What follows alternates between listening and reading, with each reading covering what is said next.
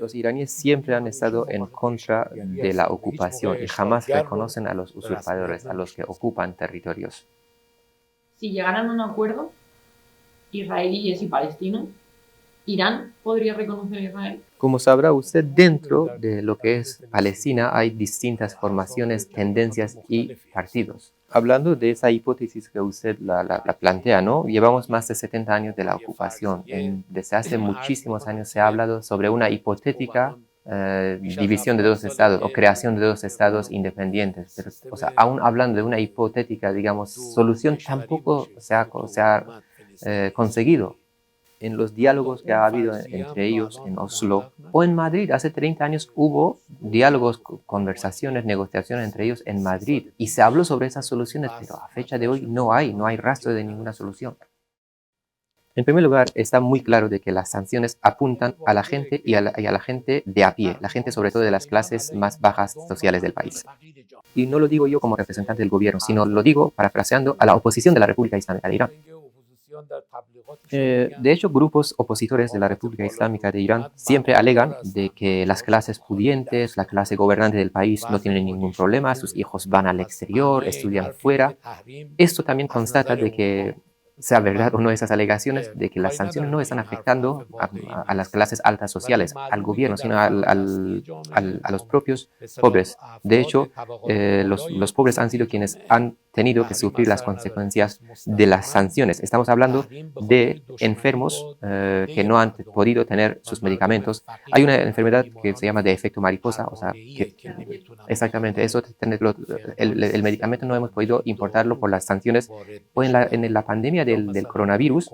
Igualmente no hemos podido importar vacunas, para ponerle otro ejemplo. La idea de quienes imponen esas sanciones es sublevar a las clases pobres contra sus gobiernos. Y lo más interesante o lo más extraño es que vemos que los mismos que tienen alegaciones sobre el tema, que son defensores de los derechos humanos, son los propios que han impuesto las sanciones. Es decir, los que dicen estar a favor de los derechos de la mujer o hablan de una revolución de mujeres de Irán son los mismos que han impuesto las sanciones contra Irán. La principal violación de los derechos humanos creemos que son las sanciones. Cada país y cada medio de comunicación que es partidario o dice ser partidario de los derechos humanos o de los derechos de la mujer, tiene que actuar contra las sanciones. Como hemos dicho, la violación más importante de los derechos humanos y de los derechos de la mujer son las sanciones. Quien apoye las sanciones no puede decir que está apoyando a las mujeres o a los derechos humanos. La vestimenta de la mujer tiene una relación directa con su desarrollo, con su progreso. Porque después de la Revolución Islámica de Irán, los logros que ha habido y el desarrollo que ha habido en el ámbito de la mujer en todos los índices no es ni comparable con lo que había antes de la Revolución Islámica. Creemos que siempre se trata de, en su pregunta de alguna manera he encontrado la respuesta, que está la respuesta, que hay motivaciones políticas. Es que cuando se habla de Irán, hay muchos temas. Están las negociaciones nucleares, están las políticas regionales de Irán en Oriente Medio. Y todo eso hace que cuando hay algo interno en Irán, lo politizan los que están en contra de las políticas de Irán y quieren aprovecharlo políticamente esos asuntos para sus fines, en ese caso más allá, digamos, de los temas de los derechos humanos o de los derechos de la mujer. No digo que en Irán somos perfectos en lo que es los derechos humanos o el derecho de la mujer. De hecho, tampoco ningún otro país puede alegar esto. Nadie es perfecto. En el tema de las mujeres, para ponerle un ejemplo, aquí en España también hay muchas discusiones sobre el derecho de la mujer, la situación de las mujeres. Lo más importante es no politizar estos temas culturales o sociales. El tema del hijab es un asunto cultural. Los derechos de la mujer es un asunto social, pero el problema es que lo politiza. Los derechos humanos se convierten en instrumento político, es objeto de dobles estándares, es objeto de enfoques selectivos, o el derecho de la mujer conviertan el derecho de la mujer en Irán y el derechos humanos en instrumentos para ir avanzando en sus objetivos, por ejemplo, en las negociaciones nucleares o para el tema de las políticas regionales de Irán. Y la gente de Irán se da cuenta de eso. De hecho, ya llevamos más de un mes que no hay manifestación en el país, porque la gente ve las cosas, se ha dado cuenta de los abusos que se están haciendo sobre estos temas sociales. La gente iraní lo entiende. Y son gente, los iraníes, es que cuando hablamos de Irán es una nación de 10.000 años de civilización. La gente iraní tiene mucha reflexión política. Las mujeres iraníes son muchísimo más políticas en ese caso que mujeres occidentales.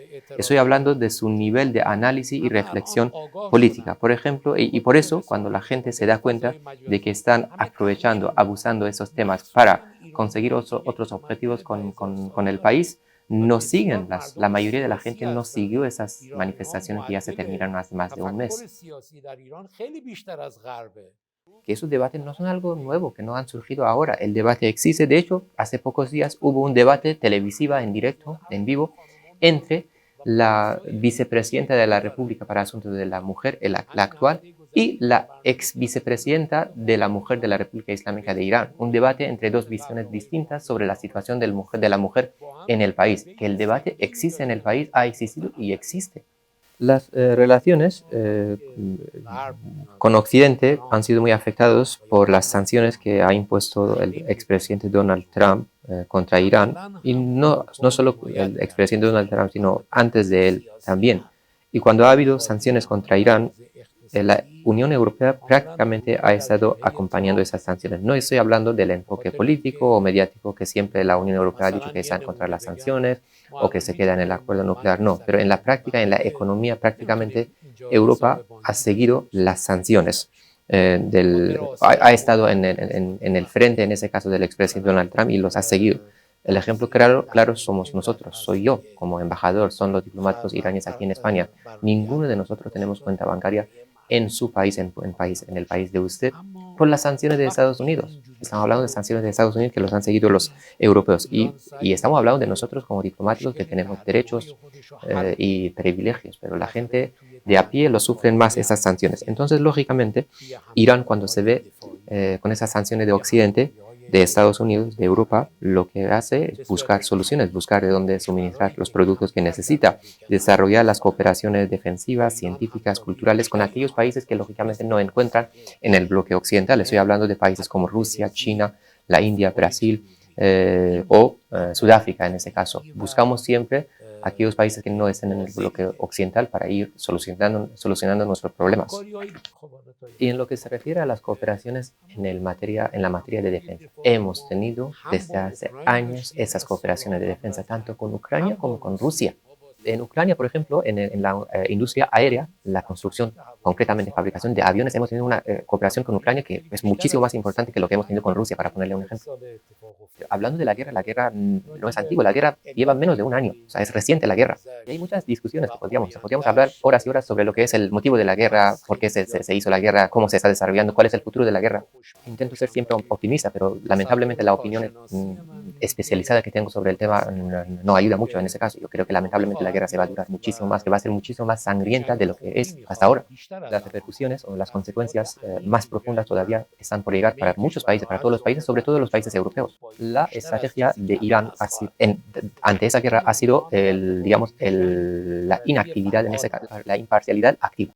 Significa que somos imparciales ante la guerra. Ha habido muchas conversaciones telefónicas, reiteradas conversaciones telefónicas entre nuestro ministro de Asuntos Exteriores con el ministro de Asuntos Exteriores de Ucrania y con el ministro de Asuntos Exteriores de Rusia. Hemos reiterado en muchas ocasiones que tenemos la disposición de ayudar a que se ponga fin en la brevedad más posible a esa guerra. De hecho, cuando se divulgó esa acusación de la ayuda armamentística de Irán a Rusia, nosotros le dijimos a la parte ucraniana que nos vamos a reunir, queremos ver esas pruebas. A ver, muéstrenos las pruebas que tenéis que hayan sido armamentos nuestros. Anterior a mi llegada, el tema es anterior a mi llegada aquí a España como embajador, pero según lo que tengo entendido, que eso se presentó en algunas entidades judiciales en este caso, y los propios tribunales han dicho que no ha habido ninguna financiación. Estamos hablando sobre el pasado, ¿no? Es que eso, lo que hubo fue en el pasado, pasado y los propios tribunales dijeron que no había ninguna financiación irregular al respecto y no es de ahora. Es algo como el tema de la guerra en Ucrania, las acusaciones en la guerra de Ucrania.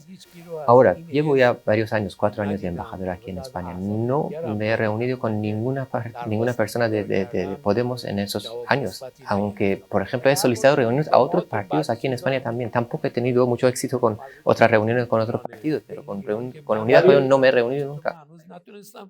Cuando tanto se habla sobre el debate, sobre el diálogo, sobre la tolerancia, me extraña, ¿no? O sea, de haber solicitado tantas veces reuniones a los partidos políticos, estoy hablando de todos, aquí en España, y que nadie me haya contestado.